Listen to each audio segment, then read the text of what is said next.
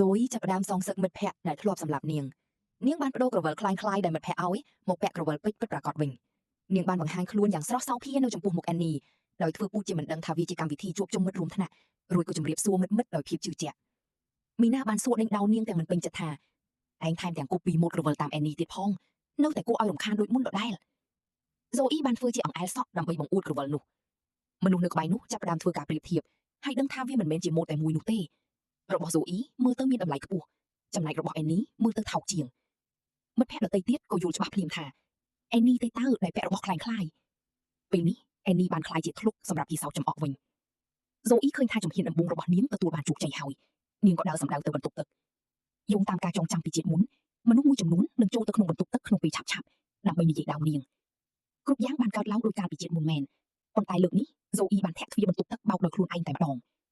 មីណាបានសួរថាតើហេតុអ្វីបានជានាងមកលួចស្ដាប់នៅទីនេះ Zoe ក៏តបវិញថានាងមកដល់មុនសោះតើនាងជួយចេញទៅជម្រាបសួរអ្នកដែលទើបតែដើរចូលមកមែនទេគ្រប់គ្នាស្រឡាំងកាំងជាខ្លាំង Zoe និយាយបន្តថានិយាយទៀតមកខ្ញុំក៏ចង់ដឹងដែរថាតើខ្ញុំបានធ្វើអ្វីខ្លះដាក់ Annie មីណាគិតថា Zoe កំពុងតែសម្ដែងធ្វើពូតហើយចង់បានគ្រប់យ៉ាងដូច Annie សូម្បីតែក្រវិលក៏គប់ពីតាមដែរ Zoe បានដកក្រវិលคล้ายៗដែល Annie ឲ្យមកបង្ហាញរួចនិយាយថានេះជាក្រវិលคล้ายៗដែលនាងឲ្យខ្ញុំចំណែកក្រវិលដែលខ្ញុំពាក់នេះគឺខ្ញុំទិញរបស់ពិតដោយខ្លួនឯងមីណានិយាយទៀតថានាងថែមទាំងចង់បាន Hans ដែលជាមិត្តប្រុសរបស់ Annie ទៀតមិត្តរួមថ្នាក់ម្នាក់ទៀតបន្ថែមថា Zoe បានធ្វើឲ្យ Annie និង Henry បែកគ្នាថែមទាំងលួចកន្លែងចោះកម្មសិទ្ធិនៅក្រុមហ៊ុនធំរបស់គេទៀតផងវាពិតជាហួសហេតុពេកហើយទីបញ្ចប់ Zoe ក៏ដឹងថា Annie បានរៀបចំផែនការអាក្រក់នៅពីក្រោមនងនាងតាំងពីដើមមកនាងបានដកកាតការងារមកបង្ហាញនិងបញ្ជាក់ថានាងគឺជាអ្នកតំណាងក្រុមហ៊ុនមកពីចក្រភពអង់គ្លេសដែលបានធ្វើការអស់រយៈពេល7ឆ្នាំមកហើយចំណែក Annie គឺជាសិស្សចុះកម្មសិទ្ធិដែលនាងទើបតែណែនាំឲ្យចូលធ្វើការកាលពីឆ្នាំមុនប៉ុណ្ណោះ Zoe បានទេទៅ Hans រួចក៏ជិតបិទភ្លាមនាងលែងចង់នៅទីនេះទៀតហើយមីណាបានគាត់ Zoe រួចសួររឿងដែលនាងធ្វើឲ្យ Annie និង Henry បែកគ្នា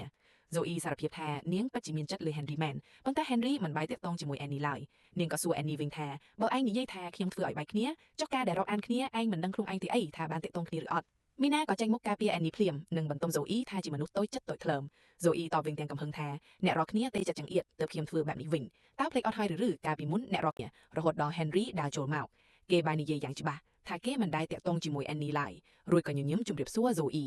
នៅចំពោះមុខមនុស្សដែលខ្លួនធ្លាប់លួចស្រឡាញ់ Zoe មានអារម្មណ៍ស្លន់ស្លោហើយរត់ចេញទៅក្រៅ Henry បានរត់តាមនាងតាន់រួចក៏សារភាពស្នេហាម្ដងទៀត Jim បានឃើញទិដ្ឋភាពនេះទាំងស្រុងដែលធ្វើឲ្យបេះដូងរបស់គេត្រូវខ្ទេចខ្ទីភ្លាម